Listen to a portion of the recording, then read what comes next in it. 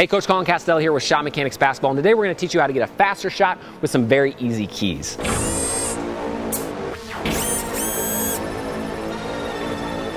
All right, so a lot of people think that your shot speed comes from the release. And sure, that's part of it, but a lot of it comes kind of earlier in the jump shot, right? So the first thing I want to talk about is what we call pre-targeting. That means setting your body up to shoot before the basketball even gets there. So what we're doing is Gibson's getting ready to shoot the basketball here, and let's say I'm getting ready to swing a pass to him. He's prepping his body before the ball even gets there. So as the passer, as I'm getting ready to pass, notice how he's already got his feet set up, he's ready to shoot, his hips are turned, he's ready, he's locked, and he's loaded. And then on the catch, he's going to catch low as he's springing into his jumper, right? By doing that, he does all of that pre-work and pre-targeting early, so it's going to make his shot a lot faster. If he's facing towards the passer and I hit him with a pass like this, then he turns into his shot and shoot. It's that split second and that extra time that makes it a lot easier for the defense to recover. So if you look at guys like Steph Curry and Kyrie Irving and Kyle Korver and these guys that are known for having really quick releases, most of the time it's not really their upper body mechanics that's causing it. It's that they're really good at setting their body up, catching on a hip and going right into it, right? So pre-targeting is probably one of the biggest things for shot speed. If you can do your work early in the catch, it's gonna make it a lot faster. All right, so the next thing that really helps out on your jump shot is to have a smooth one motion shot. That basically means that the ball's not pausing really at any point on its way to the basket. So as Gibson's getting ready to shoot the basketball here and he's going up into his shot, the ball's gonna come up from the catch, through his body and into the release without pausing.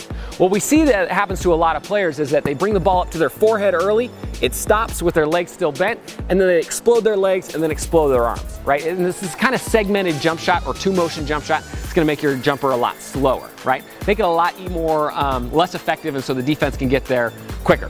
So on the catch here, if he brings the ball up to his forehead too early while his legs are still bent, right? Number one, that's not good for his range because it limits his upward momentum.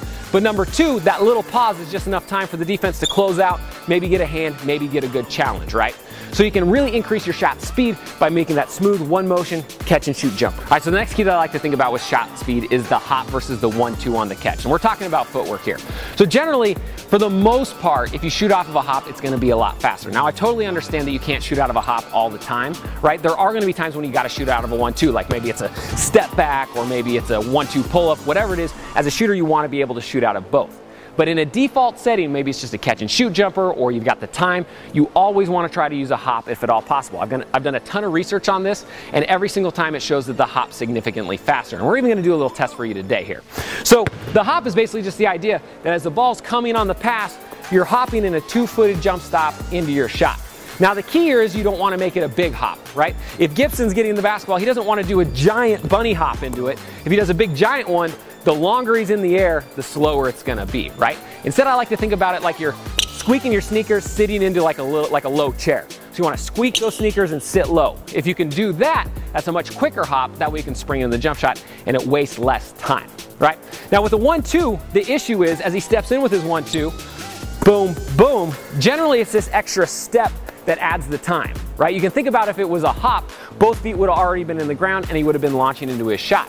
Whereas it's this extra step that slows it down a little bit. So like I said, there are gonna be times when you have to shoot out of a 1-2, but for the most part, if everything's equal, I would try to shoot out of a hop. It's a lot faster. All right, so if this video helped you out, go ahead and hit that like button down below. And then below that, let me know in the comment section what sort of video you wanna see next. This is a channel for the people, by the people, and I run pretty much everything off a request.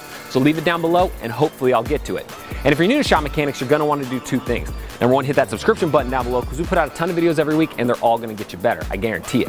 The second thing you're gonna wanna do is click the button above or the link in the description, get a free copy of my #1 scoring workout. This scoring workout is gonna kind of revolutionize the way you train and probably increase your scoring average the very first time you use it. So I highly recommend you check that out. All right, again, I'm Coach Colin Castell with Shot Mechanics Basketball. Thanks for watching. Until next time, splash on.